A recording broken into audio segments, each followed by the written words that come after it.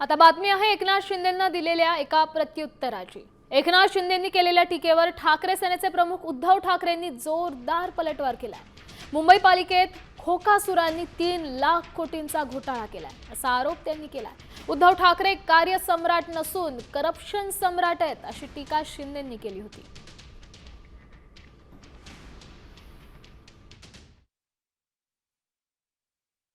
कचऱ्यात करप्शन करून दाखवलं, गटारात करप्शन करून दाखवलं, डांबरात करप्शन करून दाखवलं, खिचडीत करप्शन करून दाखवलं, मिठी नदीच्या गाळात करप्शन करून दाखवलं। आम्ही करून दाखवलं। कार्यसम्राट हे कार्यसम्राट आहेत।